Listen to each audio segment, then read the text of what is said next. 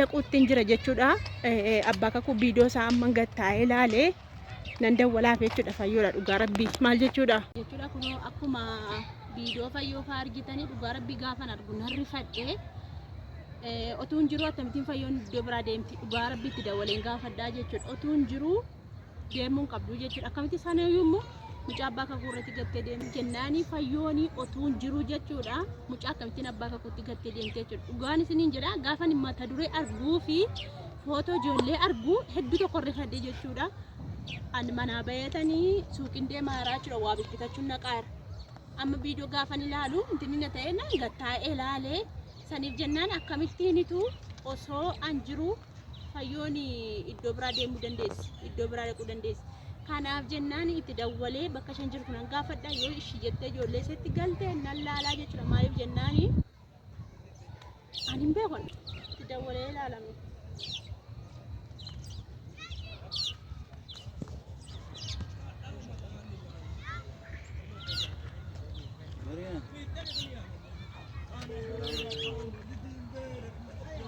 Dawalan jira. Sagaleen kun nagaa muroo macheessitanii.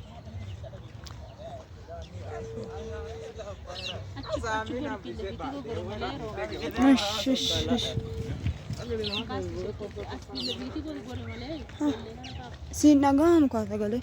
Nagamu. Silkiin kaaptu jechuudha garuu silkiin see waamaa hin kaastu.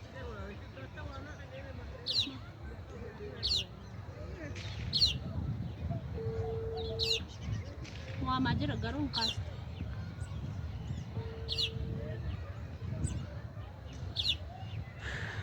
Nirrifadde ati rifanne room. Naanna'ee baay'ee naanna'aa jira. Maal mana keenya nuftuu? Hin dhuftuu baduu maal ishee gaafataa? Silkiin kaaftu kunoo.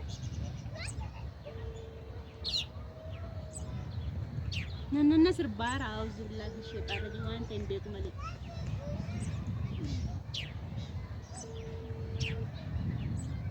Silkiin kaaftu hundaabiyyuutti deddeebisanii ilaalaa dhugaa rabbii jechuudha baay'ee tokko rifadhe humnaa olitti gaafan viidiyoo argu jechuudha.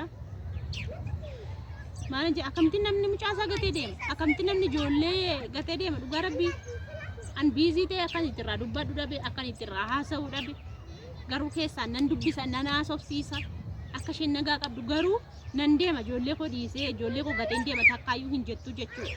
Garuu itti ammaannaanitu sokkitee jechuudha dirqama ijoollee ishee biratti galuu qabdii jechuudha. Dhugaa rabbii itti dawwalaa bannaati isiniyyuu warri silkii ishee qabdan itti dawwalaati waama bakka sammuun koo baay'ee tokko humnaa olitti na dhiphateera dhugaa rabbii. Maalan jira gaamman isheen silkiin kaaftu mi'a akkam ta'an maali yaa rabbii gottaman ta'an du'eewu. Warri silkii ishee qabdan itti dawwalaati akka isheen ijoollee isheetti galtu godhaa baqqaan sammuun koo baay'ee tokko na dhiphatee jira dhugaa rabbii baay'ee humnaa olitti jechuudha. Namni akkamittiin itti yaala ammas meeqan keetiin iyyuu itti yaali miibannaati. Na jallisee moo sirriitti na buuchaara kaameraan kun. Itti fuudhaara.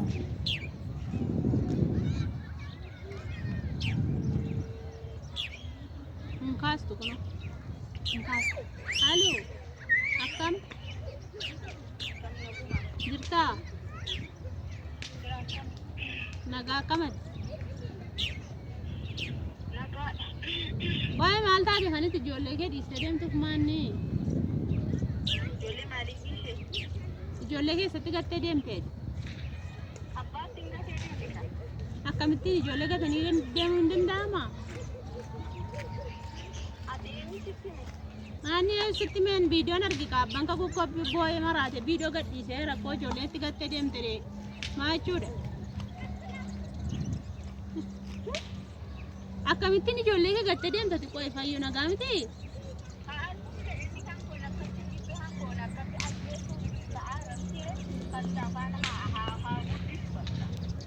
Wanta akkas jedhamu hin jire kan gootii kan keetiin hin jiraayi.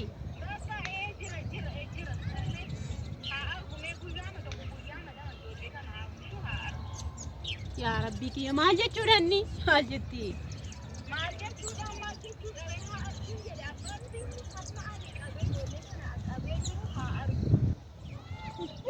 Maanni argu jechuun kee qoyi maaloodha waan isaa akkamittiin rakkoonni maal godhaa fi noo sirta miti mucaa.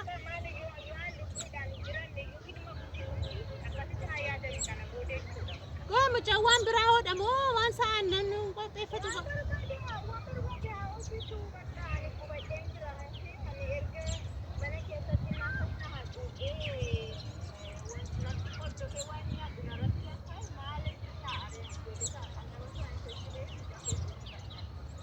Tahu sin tahu dhugaa rabbii fayyu waan akkas hin balleessitu asitti rooba.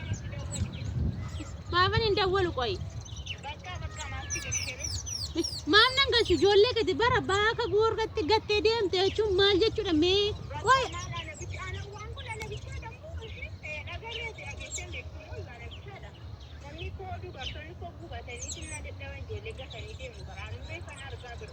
Irratti cuftee jirti jechuudha. Namni akkamittiinitu ilmoo isaa gatee deema mee ilaali.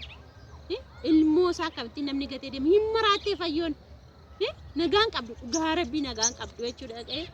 Ittiin deddeebisee dawwalee fi gaafadhaa waan isheen jettu jechuudha. Maal kun nagaa miti jabaa rabbii maal roome isaatu sitee maal sitti fakkaatame? Maal sitti fakkaata namni akkamittiin ilmoo isaa gatee deematu matee mucaa fudhatee deema malee. Akkamitti mucaa hoosistu dhiistee deemti isheen fudhattee immoo hin deemtu. Isin jedhee mucaa isa hoosistu yoo meetii itti gattee deemte meetiin jedha meetiillee waan fudhattee deemti. Yoo warra kaaniitti mucaa kakuutti gattee deemte mucaa isa xiqqaa sana maatti gattee deemte isa fudhattee hin deemtu. Beenda walaaf jechuudha yoo isheen kaastee.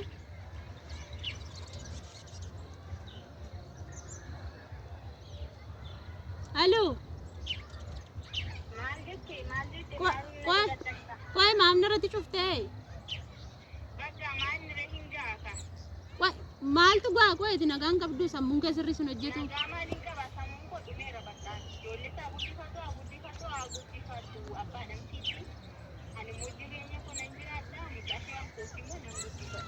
Jechuun akkamittitu dhiira harkatti ijoollee gatanii deemuu siin jedhe barisa kana naaf himi.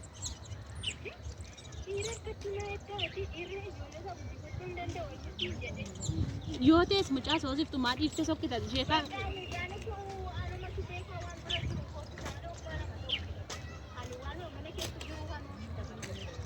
Kanaafuu amma homaa wayii sitti nagaamu amma ijoollee kanaaf adara rabbii jedhi.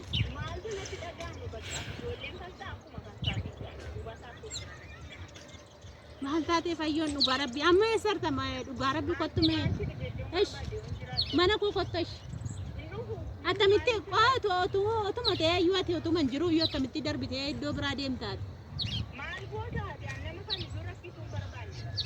Maaliif? Ani akkasii jira kottu na ajjeese. Amma nuftuure. Ani gooftaa waan du'e tam godhu amma seeni amma wal argina dhiin. Ammati kottuuti ijoollee keetiif jecha deebii yoo fedhe inni ofii isaatii keessaa bahu mana keessa inni utuu inni deemuu qabu ati ijoolleetti gattee deemtaa fayyomee rabbii jedhi.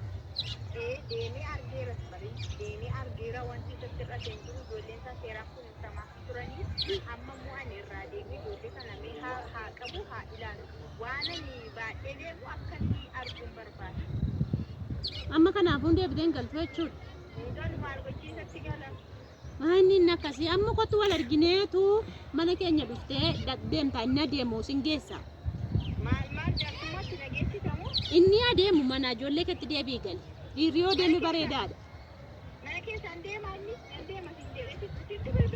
Yoo amnatti bilbilaan viidiyoon arge isatti iyyuu dawwallee yaanii kunoo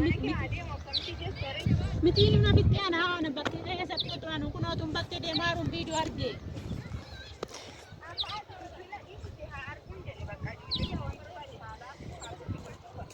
Yaa rabbi kanatti godhee yaatamuun godha qaroon kunoo deema didaari. Walar. Ammas barbaanna rakkoon hin jiruuti kottuuti ilmaan keetti gala.